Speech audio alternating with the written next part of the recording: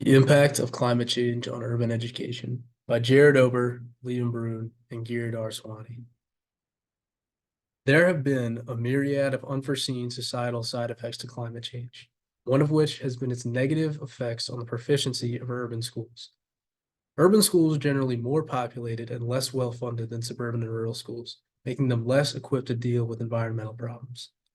All of this has coalesced into a drop in attendance for urban students, lower test scores, and unsafe learning environments, which put these students even further behind their peers. The drastic shift in Earth's climate that's been brought about the past century has caused an increase in unexpected and dangerous weather patterns across the globe. The infrastructure of urban schools is generally outdated and in poor quality, so the hurricanes, floods, etc. that these weather patterns have incurred have a greater impact than in most other educational systems. It has become dangerous for teachers and students in urban areas to attend school during the increasing number of ecological disasters, giving these students yet another roadblock to academic success. As seen on the graph, students have been increasingly impacted due to wildfires in the last 20 years. Across the country, schools are experiencing record high temperatures in classrooms due to human activities, particularly emissions of heat-trapping greenhouse gases such as carbon dioxide.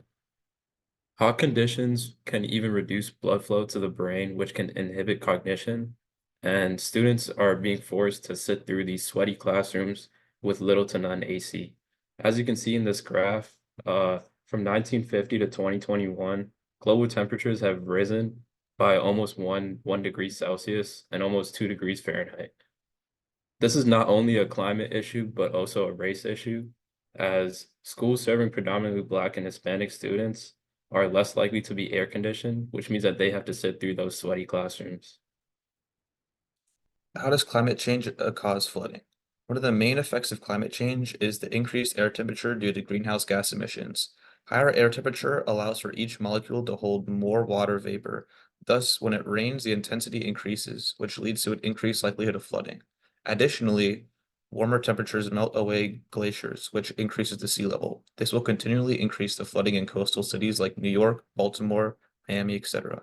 The floods have the ability to effectively shut down a school, especially if they aren't properly equipped to handle the sudden influx of water. Non-serious flooding can also lead to mold buildup. Currently, 28% of New York schools are at risk of extreme stormwater flooding. Now, climate change and its effects doesn't just make school more dangerous to attend, it also lowers the grades and test scores for the students who are able to go.